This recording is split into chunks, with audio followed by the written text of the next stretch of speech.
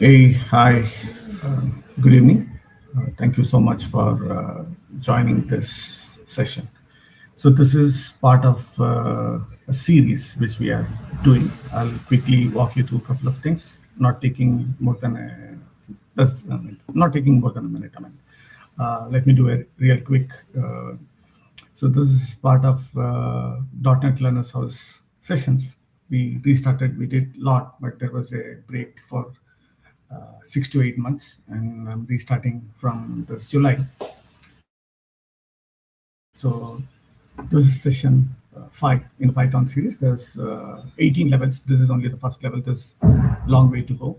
And Amazon Bedrock is one more, and agent AI agent series, which I'm going to start right from this July.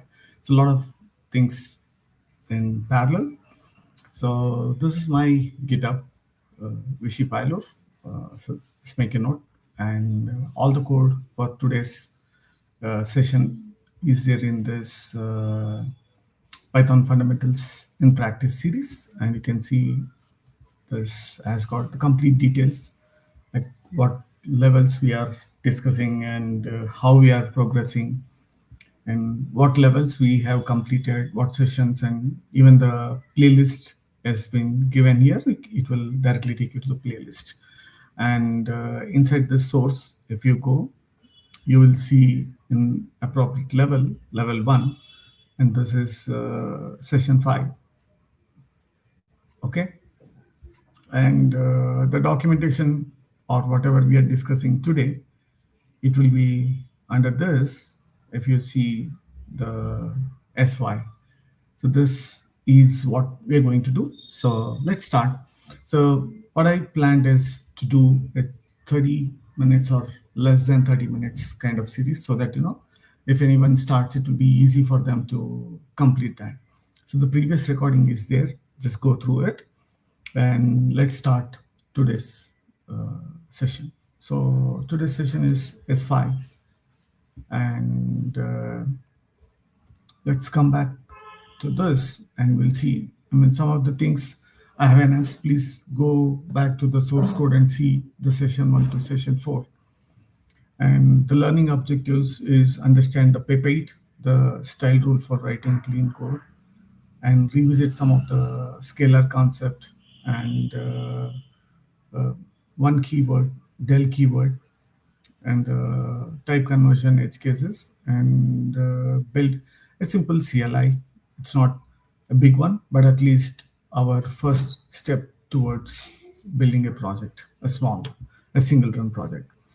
So the mission is, we already know that we have completed 4. Just go through the uh, recordings.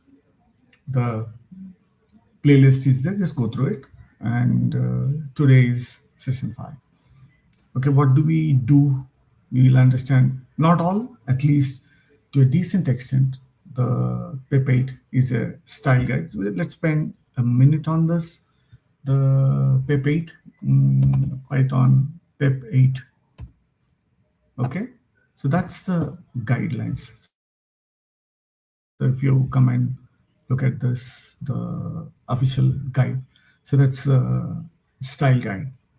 So you can see this. They have given lot of things we can go through and learn. But what I thought is, let's take a step-by-step approach and learn few things as and when we encounter. We'll learn this. But that's the official URL where you can go and see. So they have given a ton on this PEP8. Like you can see that whether it is how the tab should be, whether the blank line should be there or not, and how things should be. A ton of details are there. Okay, we'll see that, and couple of things like a new keyword we'll discuss and build this one. So let's directly jump and we'll see. Okay, so here you can see that PEP8 style review. So that's an official guide. I just now I've shown you. What I'll do is I additionally I will write or at least I'll give the URL here in this, so it will be easy. I'll check in the code uh, uh, after this session. I'll check it. So the pay, I'll give this link for the time being. I'll adjust it, but let's go ahead with this pay. So parallelly, we'll see the coding also. What is that we are going to look at it. You can see some of the rule one meaningful names, like some of the programming languages. Like if you see Go itself promotes having a variable name, a single character. So that's the style of the programming language, like Golang. If you see that Golang, let's see this. If you see this Golang, and inside this Learn series, if you go to the docs or let's see this tutorials, a simple tutorials or this guided journey will be the simplest one for us. Let's take the tour of Go. Inside this tour of Go itself, you can see multiple things. Like here, if you come and look at the variables, packages, and here itself as a variables. Now, if you see this Python, the Go, they promote like having a variable with single character. Some other programming languages, they have a different school of thoughts. But if you see Python, to be particular, because that's what we are discussing right now. So most of other programming languages, they have their own conventions. But if you see in Python, having a clear, meaningful name, and also if at all you have two words in a variable name, like first name, like first underscore name. Like if you see this in C sharp, it will be first lowercase, name will be in capital. Like if you see this in three different ways.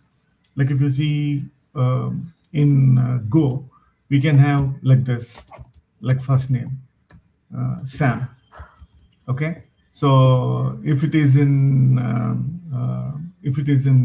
C sharp, it will be like first name, like Ali. Okay, so here in Python, it will be like first underscore name is equal to Shiv. Like different programming languages will have a different name. So here, two things. One thing is clear, meaningful variable names, and if at all you have more than one word in the variable, better to have underscore. It's called snake case. For some reason, I don't know, Python and the snake case both are matching. Okay, so the second one is rules, space around operators. So it's good to have, it's like from the readability perspective, result equal to first plus second number. Like first number is valid number text, so first raw. So having a clear space between these operators will, the code will be readable. Like this is also, there is no compilation error, but it will be good to have, so that you write the code, someone else reviewing or someone else wants to modify, it will be easy. So entire team following the same structure or the same philosophy, how do we write the code, will be the good thing. So rule 3 is no spaces inside the parentheses or brackets. So it's like this, like sometimes leave space here, leave there, leave, don't leave space here, leave space there. Instead, let's follow the same.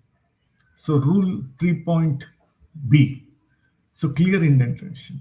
Like you're calling a method has got few parameters, more than one parameters. So in that case, we want to organize in a multi-line. It's better to organize in this way. So we know that, okay, the result is a variable where we get the output of this method call, and max is a method, and we're passing three parameters. Now here, see this max is the method. The first parameter is passed in the first line, and the second two parameters has been taken down. And space after comma for again a good readability, whether it is a collection or passing the parameters to method, anything, it will be pretty good when we are defining a function. We didn't discuss the function, but when we come, we'll be discussing about that also, right? So rule 5 is comments explain why and why not. So there is a saying in software industry, like writing code is like a comedy. That means if I have to explain my code, that means I'm explaining the joke which I cracked it. So that means it's not a good joke. If I make a joke, people should laugh. If I make a joke and explain it and ask people to laugh, that means it's not a good joke. It's not a good comedy. So if you're writing a code and writing too much of comments, so that means we are not writing a good code. The comments is needed, sure, but it's needed just to give a hint, not to explain the entire code. Now that means it's not a good code. Okay, that's the first concept. So let's see the first one here. Now here we see this meaningful names. We spoke about those names over here. These also are not stopping us. It's not giving any compilation error when we try to execute it, but the good to have. So let's try to execute this, and again we'll come back. I can see this pi and 0 1. So you can see this. Let's come back and here. Let's see this. The good names, operation, the first underscore number, second underscore number. It's good. I mean, even though we can say that op, A, B, now A is not communicating. Like, is it a first name or is it a uh, marks subject 1, subject 2, subject 3? It's not communicating. Right? I mean, some programming language, like as I mentioned, Go, they specifically want the variables to be very short. That's a different philosophy. Each programming language, they have their own way of variables. Okay, when you're learning that, we have to learn this. Okay, now the good space is, now see this, how readable it is now. And I'm trying to read that x equal to 10, y equal to 20, is valid equal to true. Now here, I don't know what it is. See this, I mean, I'm telling that it will be little bit tougher. It's not that we can't read it, but it will be little tough if we don't maintain the space. Having a space is clear and readable. I can see this, the parenthesis is no parenthesis, there is a bit of parenthesis here, and the intention, what we spoke previously, and the space after comma. See how easy to our eyes when we see the first line, the good. Over here you can see that 10 comma 20 comma 30. Now here 10 comma 20 comma 30, I'm not saying that it's not at all readable, but it is slightly harder, or we need a slight cognitive load to read that. I mean, it's, I mean, if I am talking about the cognitive load, even for the first line, definitely there's a cognitive load, but comparatively, the second line needs an extra cognitive load, a bit of extra. From the comments perspective, it is better to write only the comments what is required. If you are explaining too much in the comments, that means we didn't do a good job. So that's about the first concept for today. Let's come back to the second concept. Is pep style review. We did it, and let's come back to this one. So here, let's do this. Let's declare a variable called season. and Python. Let me declare this variable. Okay, when I print Python. Now what I can do is I can say del, or we can say that help del.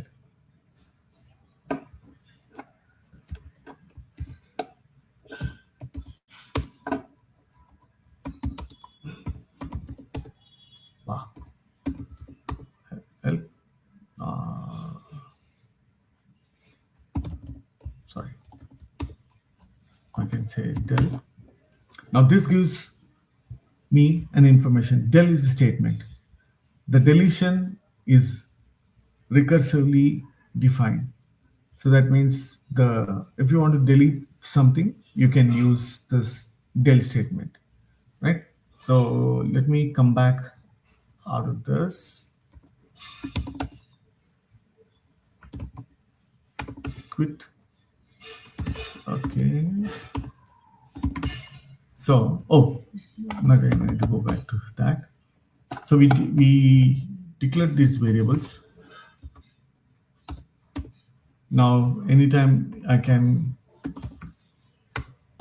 season, it's displaying. Now, when I say that season, and now when I'm trying to print it again, now in this, and I say that it says that name error. So here we learned two different things. So the first thing is there's a key statement called del that deletes. Now you can remove a variable with del. After the deletion, if we are trying to reference the same variable, we'll get the name error because it's same as this one. If I say that print first name, did I declare the first name? No, I didn't declare the first name. So technically the name error says that either we mistyped or we are trying to access a variable which has been not defined. So that's it. So practical tip, uh, if we del a variable, later we rerun the cell. I mean, this is from the PyScript perspective. Okay, rerun the cell, uh, which assigns script that assigns it again. The deletion runs again too. So we need to ensure that, suppose if I'm running this entire script here, so that means if I'm running this entire script, so we're getting it. Again, if I'm trying to run this entire script like this, again I'm pasting it. So in this case, we need to ensure that we need to comment the del. It's just a practical tip. Ensure that this is a block of code. So let's see the second one here. Let me do a quit again. I mean, if we need, we'll come back and see. Let me run. We saw that whatever we have seen, but let's see the piece of code also.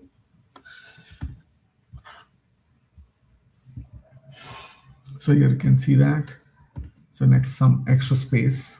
So here you can see we defined that, and here we deleted it, and we are trying to print it. I mean, to show that we'll get the print error, I can uncomment and execute it. So here we'll get this print error. Now you don't want the runtime errors. We can to have a smooth sail, because after that error, it's gone. We didn't catch it, so it will bubble up.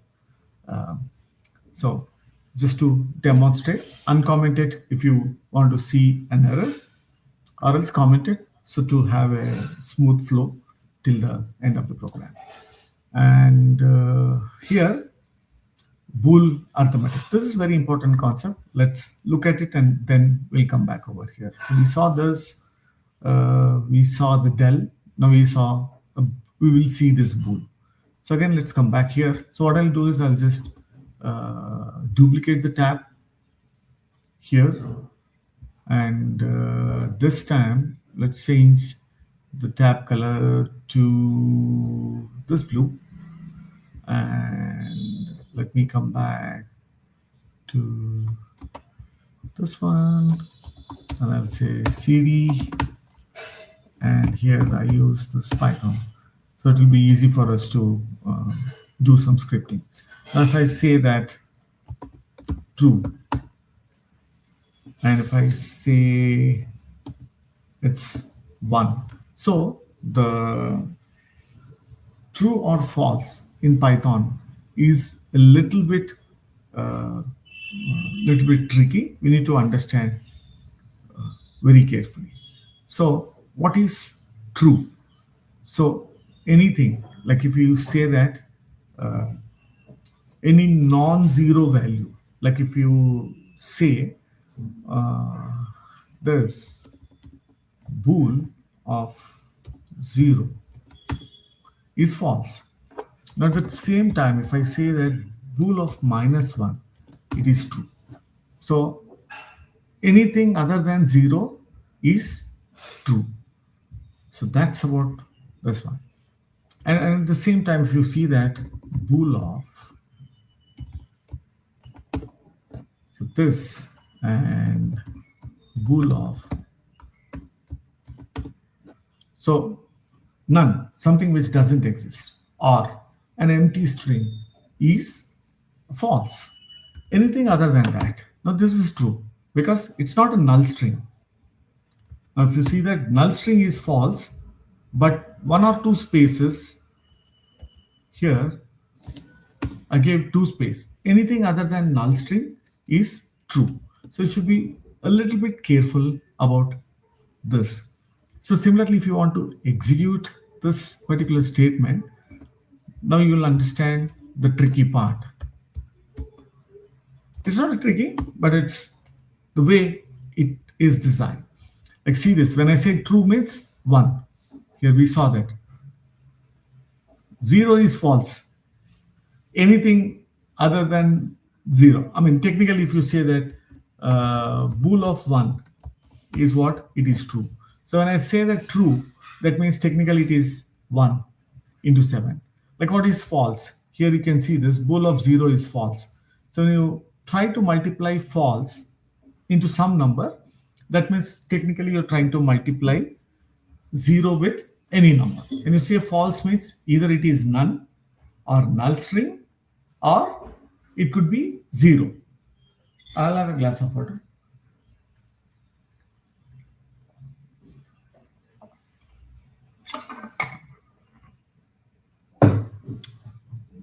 So anything other than that is 0. So let me clear this and re-execute it.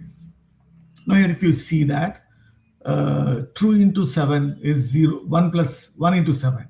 Now this is false into 7 is false is 0.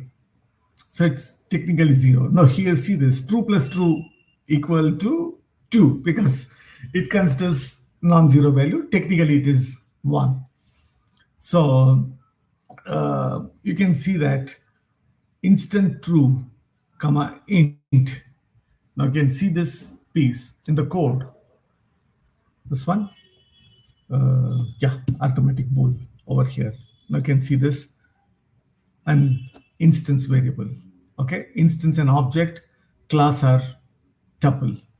So true, is it a type or instance? So it returns whether an object is an instance of a class or of a subclass thereof. So you can see this instance true int. So it's returning true. So we're able to look at these few concepts we revisited. The one is we saw about del and name error. So del is to remove a particular variable, and name error, anytime we don't define a variable or we mistype a variable and we try to access it, we see that name error. And also we saw bool. So any non-zero value is false, null string and none is false. One good thing, even I forgot this. What is, do we have undefined? I think that itself is okay. I am mixing the JavaScript, TypeScript, and Python. Sorry for that. Okay, let's come back to this one. So now let's see the core concept. Now we can see what we learned in the previous 4 classes. That's what we are doing, a small mini project kind of thing. That's the reason I'm calling it as a MP1. So the concept itself in level 1, level 2, level 3, till we have level 18 levels. So the concept is same. First 4 sessions, 30 minutes each, followed by one mini project. Then 4 30-minute session each, again 2 hours, one mini project. So if you see that a net somewhere around 5 hours in each level. So 5 into 18, that's a quite a lot of Python learning. Even I'm little weak in math. So 18, it's coming around 90 hours a minimum. So a long way to go. Okay, let's come back. We'll see this a small utility just to check whether the number is valid or not. So you can see this uh, one validation rule to keep both calculator script consistent. So here we'll see this the normalized. Um, okay, this is a little bit of advanced. We'll come back. Array, we are doing a slice of that. We are taking, and if the value starts with hyphen and else this is a value. So whatever the value which we are giving, we will assign it to this normalized and normalized not in empty space or dot, and normalized dot count of dot is less than 1, normalized replace dot with empty string. Okay, is digit. So we're checking whether a given number is digit or not. That's a utility function. So we'll see that what is that we are doing. We'll have a quick glance of it and then we'll get into the coding. So we can ask for an operation in 2 numbers and validate that both inputs are numeric. So that's what we saw, that utility function is number uh, is a valid number text. So convert to float, use if else, and then handle divider. A little bit of defensive coding. So let's come back and look at that. The first one is we'll ask choose an operation, and we're doing a strip of that. Even if you give empty space, that will be a proper operation. And first we'll execute it, then we'll come back and we can do uh, deep into that. So I say that pi and 03. It's asking an operation. I want to multiply, and I'm saying that 1.1 with 2.2. So that's giving a proper number. Now we'll come back and redo this again. I say that I want to multiply this. I want to say A plus 34. So now it says that you digits like these kind of things. Like if you come back and again execute it, I said that I want to add this. I want to minus 12 and minus 14. So it's minus 26. So let's spend a minute on this one. So here we see this, we'll do an operation, take this, and then we will we'll check this operation. If it is operator is not in this one, we'll display a message and come out. Then we are accepting the input. Now see this, when we are accepting the input, that is of string type. It's not the number, it's a raw text. And then we will check whether it's a valid or not. So that is inside this. Okay. So here we will see that it is returning the value. So here we get this value. And once we know that that's perfectly valid number, then we are converting into a float type, right? If either the first value is not a number or second value is not a number, we are giving a message and we are jumping out of this program. And then based on the operation, we are performing it. It is a pretty simple stuff. Okay, so that is it in this session. So I'll just take a quick 30 seconds time, not much. So as I was mentioning, this is the session we started, and we are doing some agentic coding, vibe coding, agentic coding with Slime, C-Line, and Amazon Bedrock AWS. So AWS series and agentic AI agent, building AI agents. So that is also starting this month. So thanks so much, and keep a watch. Let's meet in a next session. Bye.